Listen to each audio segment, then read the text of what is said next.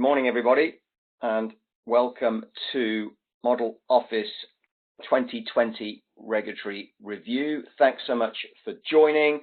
We're going to spend the next 30 minutes or so just really talking about what's coming over the hill, if you like, in this new start of this new decade, just to give you an idea of what's coming down the line.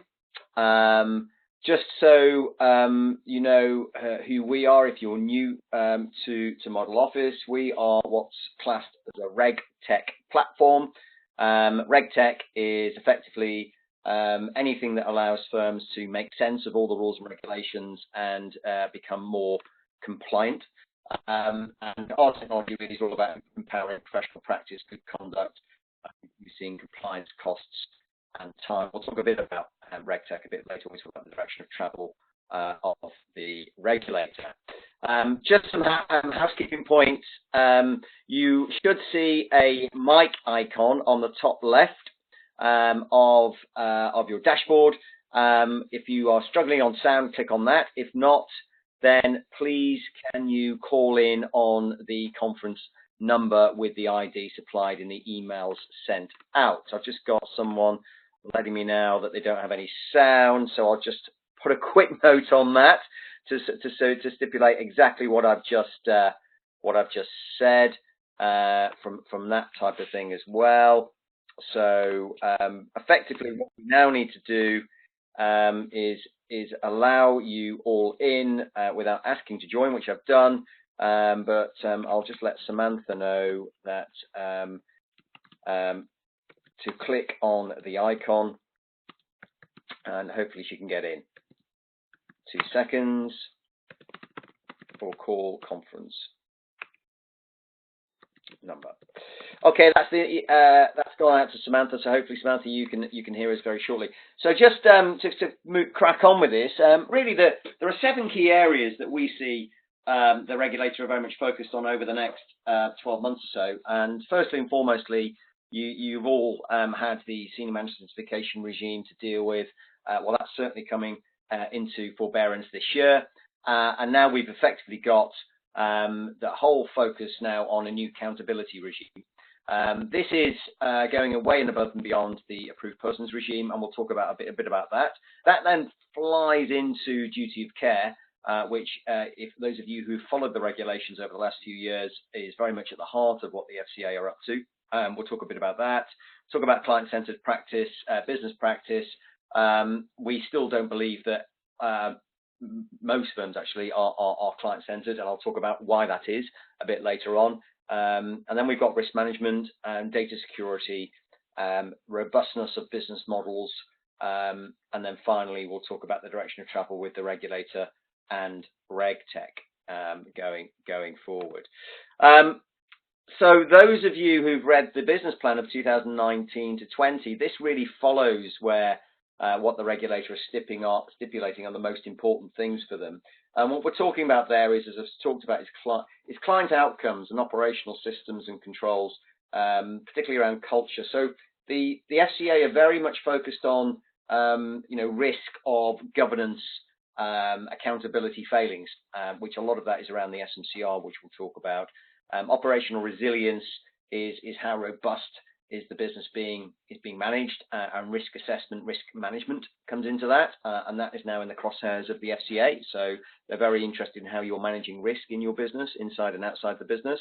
We've got the Brexit stuff coming through, obviously the end of this month, like it or loathe it. At the end of the day, what we've got a few pointers there for you that you need to be really making sure are in your sights to ensure that you're not going to miss anything from a Brexit point of view. We've then got the financial crime issues, fraud, scams, cyber risks. We'll talk about a bit later. Fair treatment of customers hasn't gone away, and that's front and center. Innovation. So the FCA are holding up the mirror to themselves regarding innovation. So we'll talk a bit about that and how firms are being encouraged to innovate. Demographic change is really all about the move from baby boomers to the wealth transfer that's going on, and the FCA concern about that. We've also got involved in demographic change and I suppose fair treatment of existing clients and duty of care we've got the vulnerable clients issue as well to deal with, and then we'll talk a bit about the future of regulation. At Model Office, we do talk a lot about the fact that we operate in a very different era from a regulatory point of view. It's all about the relationship economy. So there's you and your business right in the middle, which is your the focus there from a regulatory point of view is obviously on professional development. And then on the left, we've got the issues that really started off with the 2008-9 financial crisis and the trust in the industry going forward. And then you've got the increase in regulatory directives, which are caused by lack of trust and a focus on professional development. So it's all interlinked. So we talk about a relationship economy here. And the most important thing, you are in control of your firm and what your staff do or people in your business do, and hopefully your client relationships. And that can actually put a lot of pressure on, obviously, the trust element, because having been an IFA for 10 years, we always prided ourselves on the fact that we had good relationship capital with our clients and highly trusted client relationships, which is driven by our service. And also we've got the fact that if you're doing a good job and you're showing that you're doing a good job, which is the most important thing, then hopefully regulatory directives aren't necessarily going to be a big burden for you, and also costs can be managed accordingly. Now, what we also got quite timely, actually, in relation to this webinar, this live webinar, is a Dear CEO letter went out to the industry yesterday. I don't know if any of you have read it, but it's certainly worth a read. And really, there are kind of like 4 or 5 points that the FCA are very focused on here. They're very much really focused on deaccumulation. Obviously, we've got the baby boomers now moving into retirement, and a lot of the industry over the last certainly decade or so, longer, has been really focused on the accumulation phase. So the FCA are very much about the suitability requirements around that. If those of you who don't know, ASR2 is Assessing Suitability Review 2. They produced the original Assessing Suitability Review in 2017. And we'll talk about that a little bit later when we talk about suitability and on the regulatory horizon this year. But the deaccumulation phase is certainly, so those of you who've got lots of clients who are moving through to retirement, at retirement and beyond, we call it the runway to retirement. Really, it's all about making sure the service proposition, the products, the services, the charging structures are in the right place, so that clients, so the FCA in particular, feel that you're serving your clients correctly going through into deaccumulation, because it's a very different proposition to the accumulation stage. They're also very shocked, surprised at the fact that some advisors are still working with shady investment introducers, and that is very much in their crosshairs this year. They are also concerned that the excessive advisor charges, they call it, and lack of segmentation, lack of product governance. We'll talk about product governance a bit later on, the prod rules, which is all MiFID II stuff. But this is all part of certainly ASR2, the advice suitability review 2 this year. And we'll talk about client segmentation in particular a bit later. Wider issues than expected around pension transfer scams. There's still a lot of issues around the pension transfer, particularly defined benefit pension transfer market. So watch out for more news from the FCA on that. And then failing firms unable to compensate consumers. We've added in phoenixing into that. There's a whole task force now at the FCA focused just on phoenixing, and they're going to put an end to that as much as they can as a regulator. So there's lots of work around that, and that really feeds into treating customers fairly and obviously vulnerable clients and other areas as well. The FCA are very keen for firms to get their head around risk management now, and that really is an add-on from the senior manager certification regime, which we'll talk about in a little while. But if we take a look at what the FCA mean by risk management, they quantify it really as considering risk as a combination of the impact, the potential harm of the risk that can be caused versus the probability, which is the likelihood of the particular risk of occurring in the first place. So in short, what this is designed to do is really identify the main risks to the objectives as they rise. So really what we're looking at there, what we'd encourage firms to do is really design a 5 to 10 year strategic plan for the business, and then you can factor in risk management into that, in how you're developing and building your business going forward. So it's building strategy into what you're doing, measuring the importance of risk, how you're mitigating risks, and monitoring the progress of risk on an ongoing basis. Is what we do at Model Office. So our technology is all about effectively regulatory risk management. Then what we've got is a whole issue here surrounding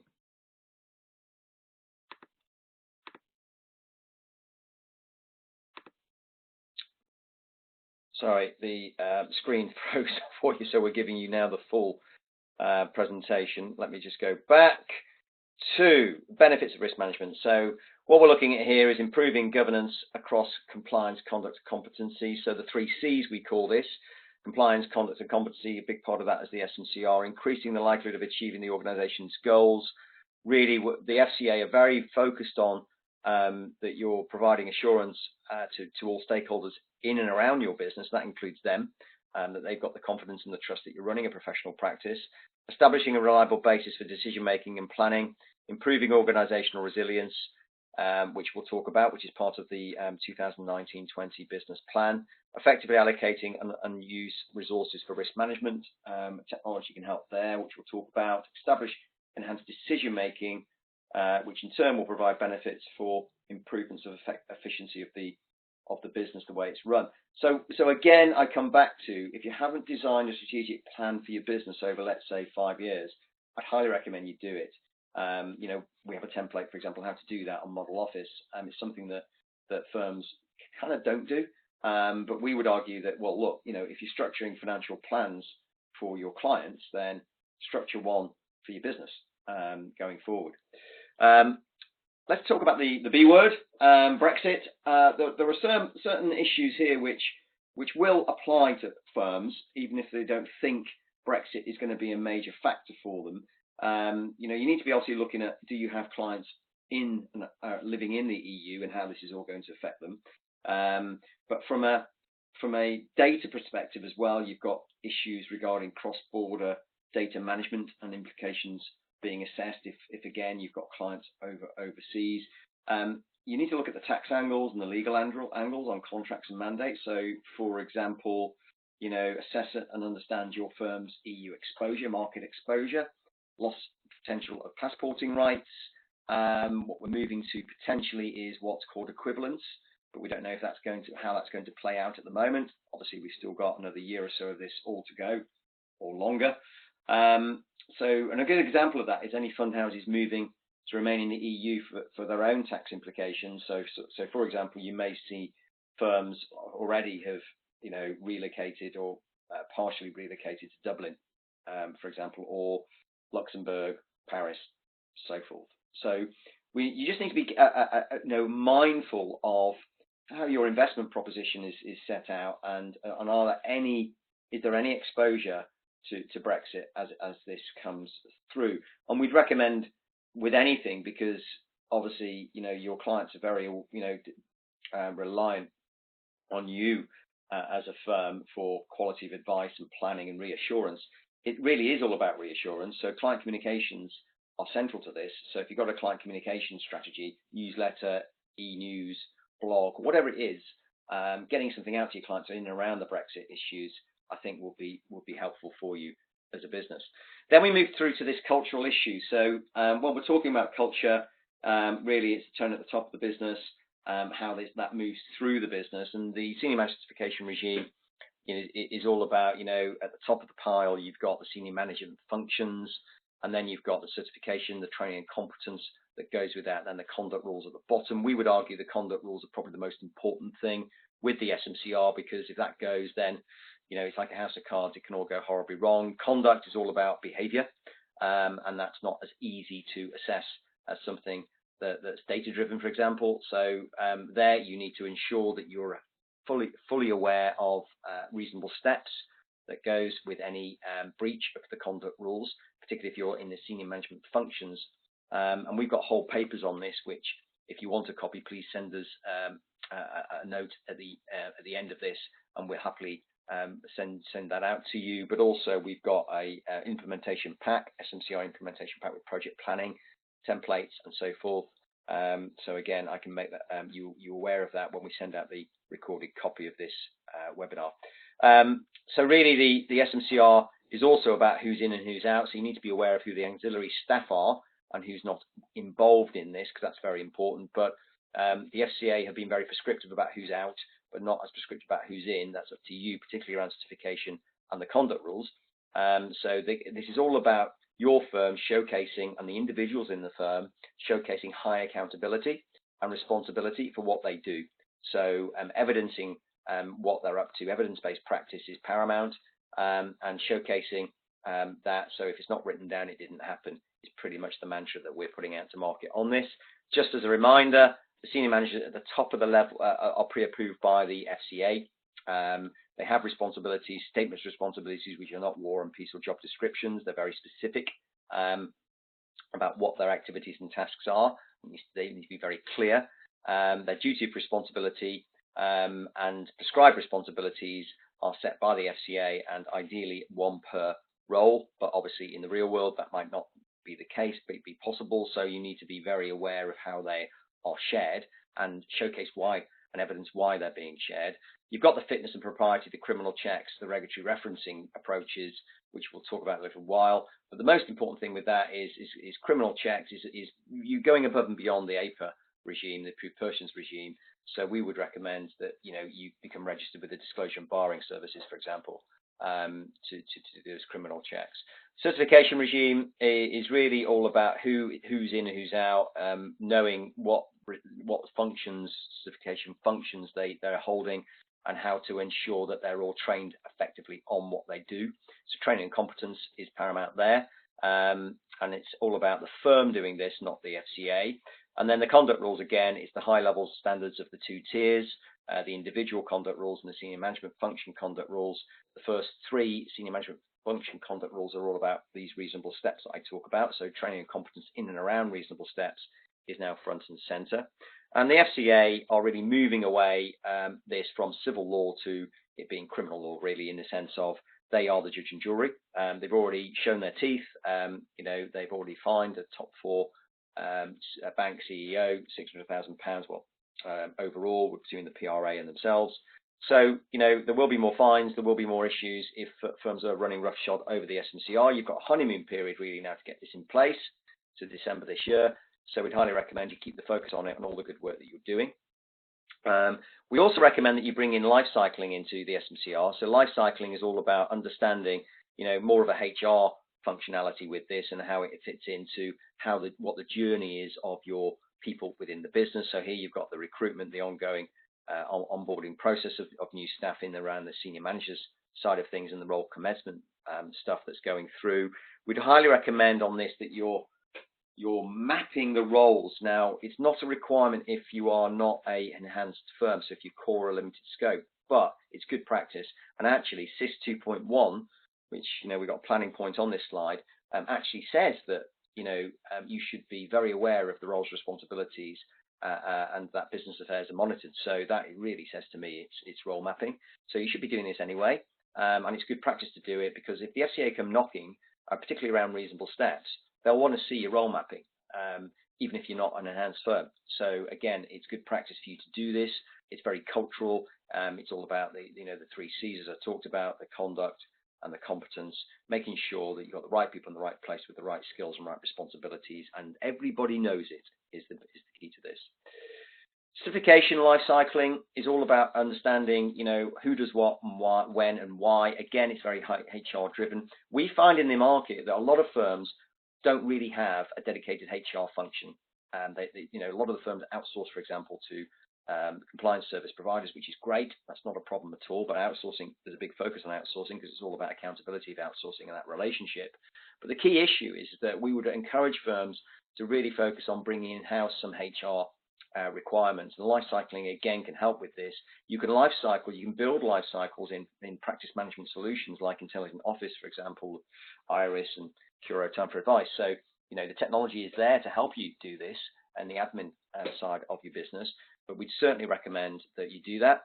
The thing is with life cycling and anything like that that's cultural, we need to move away from checklist tick box compliance into an area where we're reviewing things holistically. So in this particular case, you're looking at the journey of the staff through the certification life cycle, all the way from, you know, the role identification through to assessment, annual certification, conduct concerns, training, competency requirements, breach reporting, and leaving the role. And those last two are very much about the legal side of things. So you can start to see how it all, you know, fits together and blends together. And we encourage firms to set up a dashboard. I'll show you how that works at Model Office in a little while for that.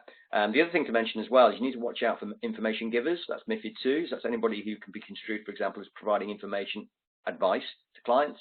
So if you've got power planners or you are a power planner, you need to be looking out for should it be certified or not. Because if you are giving advice or construed to give advice to clients, then you're moving into that area of being certified. So certainly that's something that firms need to be aware of. Conduct rules, again, same principle applies. Life cycle it through from recruitment all the way through to exit termination. Again, you know, there's the legal requirements involved in disciplinary absences, termination. Then there's the HR stuff around performance and training and competence and assessments and appraisals and role changes and so forth. So that again is very much in focus for the FCA, and they're looking at firms and how they're managing this and ensuring that you are taking responsibility for it, and have structured the processes, you know, in the business so that you know that this is in place and how staff are going to move through these processes on an ongoing basis. This just gives you an idea of how we do it. So we have 5 keys at Model Office, and this is just the your people key, which is all the HR stuff I've talked about, and then we're heat mapping it. We heat map all the areas for firms. So this just gives you an idea of output are on that. And we have a chat bot as well that you can engage in to take a look at more information around the HR side of developing your business and your people development on an ongoing basis. But a big part of this is the SMCR, and what we're doing here is we're showcasing how what particular areas firms need to focus on. So that particular red area on organizational structure is all about the fact that this firm hasn't role mapped, for example. So there's lots of resources given by Model Office to encourage firms to improve their heat mapping scores. Cybercrime is the next one that I'm going to focus on for you, because that is a big one. And a lot of firms that we went around, 26 events with the PFS last year on Q3 regional events, around about 2,500 firms went through that. We asked the question, how many have got cyber risk insurance? Very few have. If you haven't got it, I'd recommend you do it. It's not that expensive. But, you know, this is very much in the crosshairs of the FCA this year. Last year, there's about 3.5 million fraud cases. There were fines of around about 2.5 million around this type of issue. That's only going to go one way, which is up as these cyber criminals get more savvy. So again, that's very important for us to take a focus on. A lot of the cybercrime issues are really orchestrated by human error, which can be, you know, obviously these cyber criminals are out there phishing and whaling, as it's called, looking for client data, for example. A lot of it can be, you know, pressing an email on a phishing email. Sorry, pressing a link, should I say, on a phishing email. It could be mistyped email addresses. So make sure the email address that you've got a suspicious email from is correct or not, as the case may be. And never click on the link. Never open up your computer in a cyber cafe, you know, pub or whatever, if it's missing the S out of the HTTPS. So in other words, it's not a secure service that you're using. You know, bank details or whatever and client data is at risk. So you need to be very aware of that. How to manage virus attacks, hardware error are the other key areas that the FCA are very much focused on there. Advice and suitability. So the FCA gave a talk earlier on, I think it was in 2019, in and around this area. It's very much in the Advice Suitability Review 2 this year. A lot of this will just seem good practice to you, and that's great. And I'm sure you're doing a lot of it anyway. But the issue with this is that the Advice Suitability 1, which was in 2017, showed that 93% of advice complied with the rules on suitability. But this figure was weighted towards simpler areas of advice. What's skewing this now is obviously very much the focus on vulnerable clients. It's also focused on the pension transfer issues of what's going on here. And so what we're suggesting is if you're following these areas that the FCA are being very prescriptive about, very unusually, then it's going to stand you in very good stead going forward. And again, you're going to get a copy of the recorded session of this, so you can pause this and then watch, then focus on this and how you're doing this as a business moving forward. Talking then about product governance and client centricity. So we don't believe that a lot of firms in the marketplace are as client centric as they think they are. That's down to the fact that they haven't segmented their clients properly or at all, and aligned it with the product governance rules. Product governance is all about effectively MiFID II, which is effectively looking at the product manufacturers and how they are distributing their products to market, and how they're designing their products. So they need to take into account their client type, the client knowledge and experience, the client's ability to bear losses, the client's objectives and needs, their risk appetite, and then the distribution channel, which is you, the planners and advisors, wealth managers. So from that side of things, what you've got to do is three things: ensure the product meets client needs, ensure that the products and your client segments match, and the products are distributed to the right clients. I'll add one more in there. Actually, you've got to ensure that your charging structure is fair and meets your client needs going forward. So here, what we've got is a template that you can use and take away. It's on Model Office, which really builds on a lot of good work that's been done out there by consultants like Rory Percival, and really focuses on segmenting your clients into where they sit. Behaviorally, really. So you've got runway to retirement in there, for example, retirement income, which is obviously the deaccumulation stage. And then you've got any sub-segments that apply to that, what investment solutions you're putting in place, personal pension plans, client planning from that point of view, then platform selection, what platforms you're using, what advisory service you've got, and then you can add in your costs on an initial and per annum basis into that to make sure that that fits.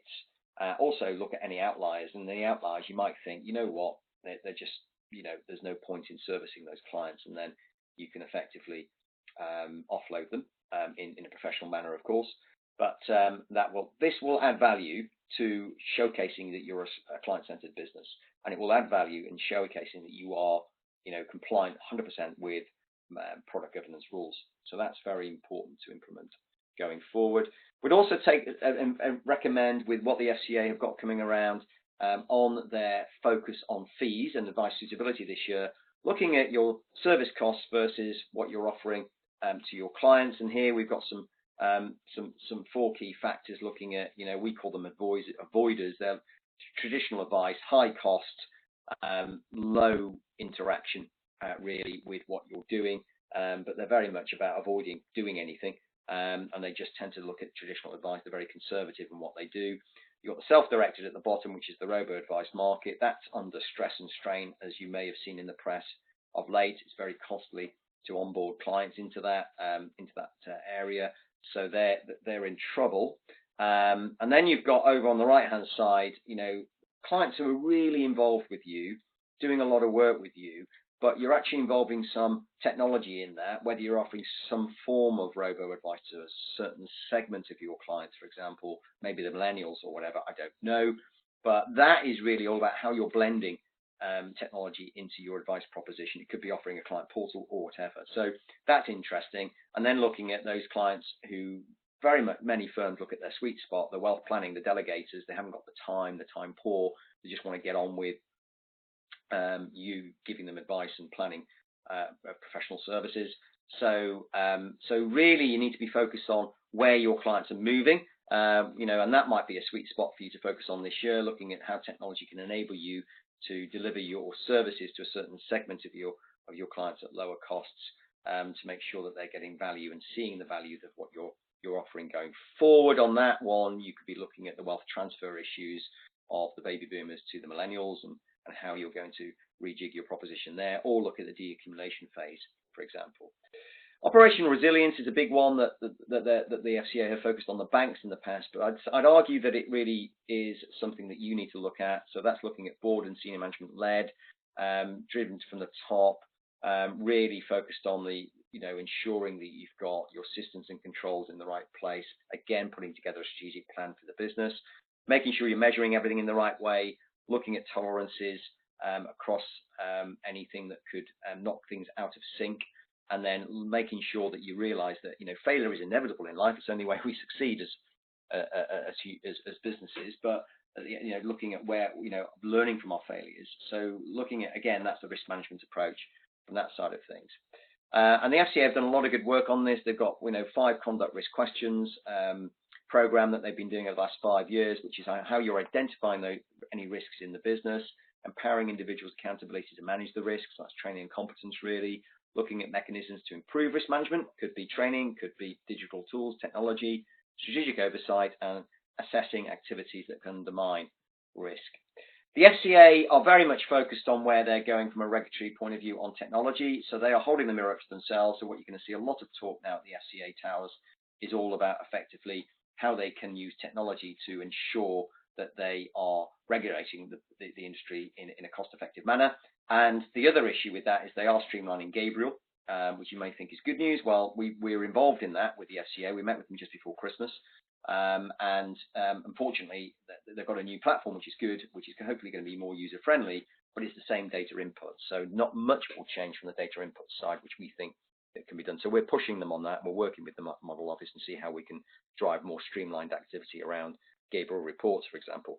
They are really focused on what's called adaptive outcomes and risk and collaborative-based approaches. And all that means, this slide means, is effectively that they're moving away from, compliance and forget to a responsive approach. So they're really, and what they want is firms like your good selves to showcase that you are taking this seriously, that you are showcasing that you are compliant and you're doing a great job. It's how RegTech can help you showcase that you are compliant.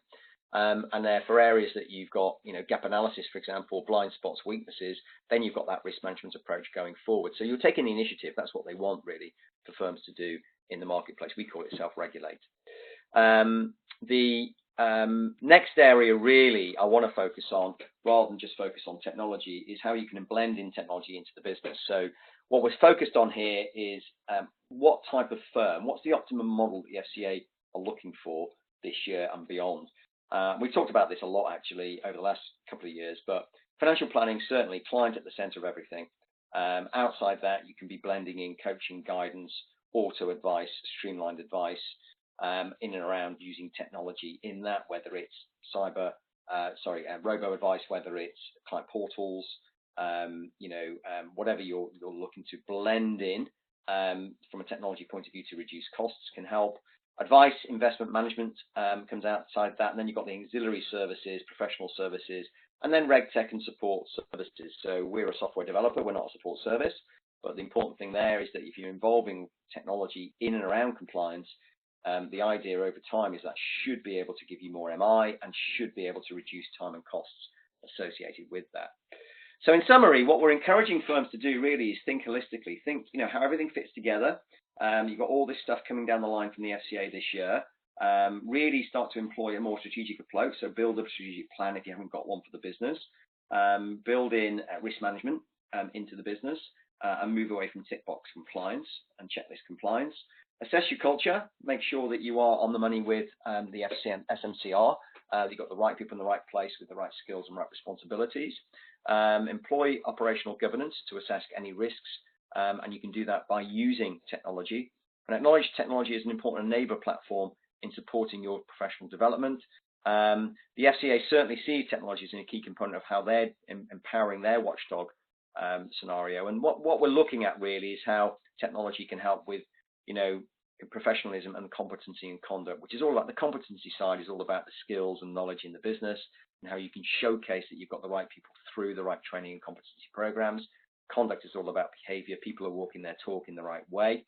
From that side of things, and really what we're talking about is streamlining regulatory reports. So, for example, what we've done at Model Office, we've now integrated with Intelligent Office. We're looking at other practice management solutions to do that, to provide more streamlined regulatory reports. At the moment, we can run, data quality health checking, for example, overnight to make sure your data is up to speed and there's no missing or misspelled or, duplicated data, for example. And then finally, but not least, you've got to really test your business model and keep retesting your business model on an ongoing basis to make sure that you are complying and it is, offering a professional service to your clients moving forward. So finally, but not least, it is really defining a culture of who cares wins. If you're showcasing that you've got ethics at the heart of your organization, that you're managing it in the right way, you're leading by example, it's values-based decisions, rewarding the right behavior, not just results in your business, then really that will provide a stronger and better performance for you. It will showcase that you are, keeping your finger on the pulse for all these issues that were talked about regarding the FCA strategy going forward this year, particularly around the advice suitability review 2, and vulnerable clients, treating customers fairly, data risks, and so forth. And then really ensuring that you've got the training and competency programs, throughout the SMCR programs that you're putting together, so that you're mapping out the life cycles of your staff across the senior managers regime, the certification regime, the conduct rules, so that everybody knows what they need to know and they can prove that they know it. Again, it's evidence-based practice. If it's not written down, it didn't happen. So thanks so much for your time. We're going to sign off now, and then we'll upload this onto our RegTech channel, and then we'll send you a link to it so you've got it. And then please do email us if you've got any questions on info@model-office.co.uk. That's info@model-office.co.uk. If you've got any questions for us, we'd love to hear from you. Have a great day and enjoy the rest of your